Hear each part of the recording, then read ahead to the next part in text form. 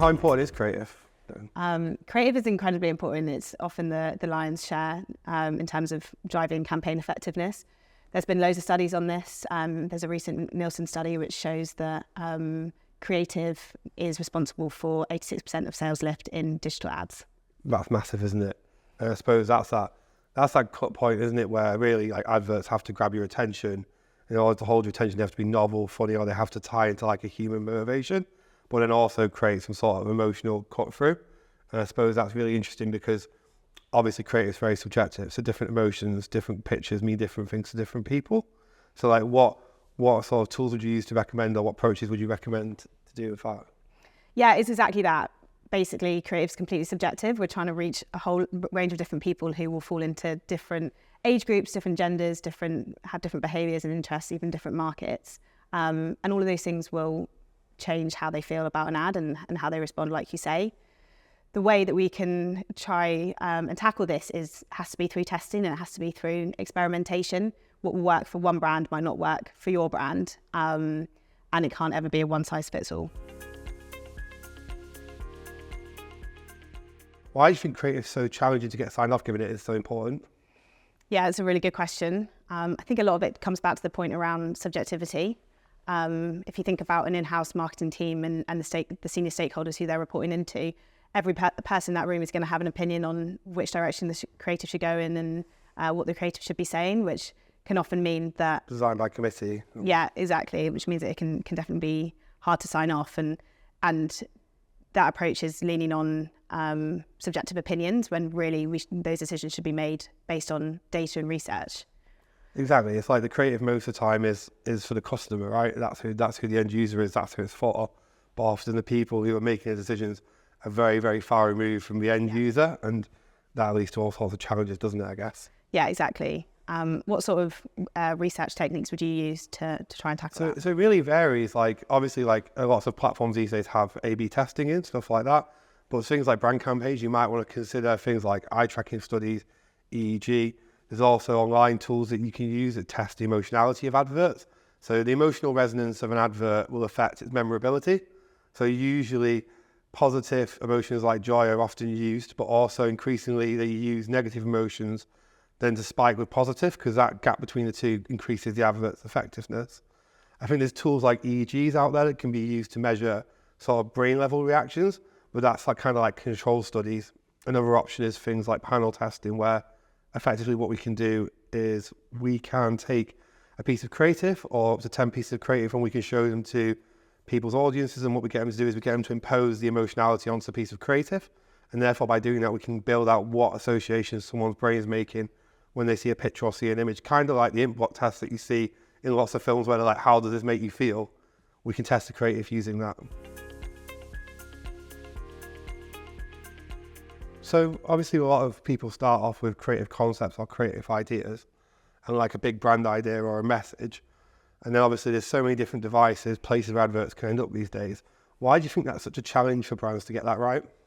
Yeah, it's often a mistake which we see from advertisers. There is a real need for your creative to be platform first.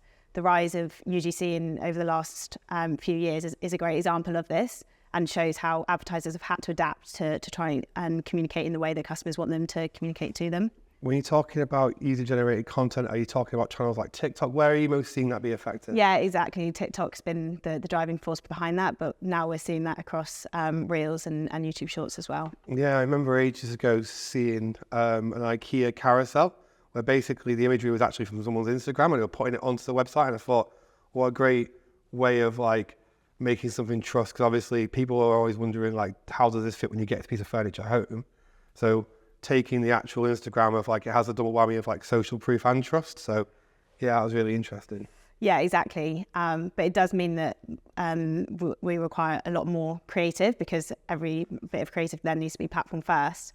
And then when you layer in what we're trying to do with that ad, which objectives and KPIs are we trying to drive, a brand ad is trying to trigger a very different response from a direct sales ad, and our creative needs to reflect that. Brand ads need to be more emotive. We want to drive a feeling or an emotion from our audience, whereas a sales driving ad, that's when we're looking for a direct response. We want them to act immediately off the back of it. So I suppose when you think about a brand campaign and a sales campaign, what are like the key differences? So we are essentially driving a different reaction from our audience. With the sales driving creative, we want to be driving immediate action. We want a strong call to action, maybe them to click to the site, maybe them to purchase or generate a lead. With our brand ads, it's a different response we're looking for. It's more about driving emotion and feeling from the audience that we're communicating with. I suppose that's really interesting because you've got effectively from a brand campaign where you're trying to be emotive. It's really interesting because people think about people as being rational human beings, but actually we're not. And actually our emotional state massively influences what we're going to do next and how we remember and how we feel. And I always remember this term, like imagery can be soaked with emotion. So we can sort of get a feeling or a sensation from simply looking at a piece of imagery. So choosing the right imagery to give the right emotion is half the challenge. But then two people can look at the same image and feel completely differently about it. So that's a really interesting one. And then I suppose on the flip side of that, on the sales one, like things like urgency and like practical measures, discounting, all of that stuff again can be like changed from a psychology perspective. And when you're talking about like UGC, like does UGC have to be genuine? So like user generated content traditionally is like things from Instagram, that type of content. Is that a trend that's continuing or is that a trend that's on up or down? We're seeing UGC transform all the time. It's now influencer content and content creators are a huge part of many brands' advertising spend now, and there's much more professionalism behind that. That's really interesting because, like, in a way, like UGC is designed to inspire trust. I wonder if in the future, as everyone starts to do it, the effect of the trustworthiness that made it so potent in the first place might start to decrease. Yeah, that's a really good point actually, and something which will be interesting to track. And that's why you need to run the experiment, I guess. Yeah, exactly. What will have worked probably a couple of years ago might not work in the next year or 2 years, and we're constantly seeing an evolving landscape with creative, which comes back to our point about experimentation. It's not a case of we're experimenting to get to an end goal. There needs to be a constant cycle of experimentation to make sure that our message and our creative is speaking to our audience in the right way. And it's exactly the same on websites. Like if something works in an advert, chances are if you experiment with it, the same type of messaging might work. But it's interesting what a microcosm like a brand is. So like two brands of the exact same category can have two very different user groups. And I think people wrongly assume that like Nike and Adidas customers are the same, for example, and actually they're not. Yeah, exactly. So tell me a bit more about modular creative then. Modular creative is essentially changing certain elements of the shoot at the shoot stage, which means that we can then chop and change later on, creating different variations by switching those elements in or out. That's really interesting. I suppose from like a testing perspective, you need to have those different variations pre-made. You can't just like turn up on the day and expect to have 20 different images. Yeah, exactly. One of the challenges that we have with the experimentation-led process, which we've been talking about, is actually access to the assets that we then need to test. One way around this is making sure that we get the modular creative at the shoot stage so we can then make these changes post-production. It's really interesting because there's a web design sort of philosophy from someone called Atomic Design, from someone called Brad Frost. And basically what he talks about is taking the smallest possible elements and then building things back from the elements. And what it means is that, let's say you take an interface with a wireframe.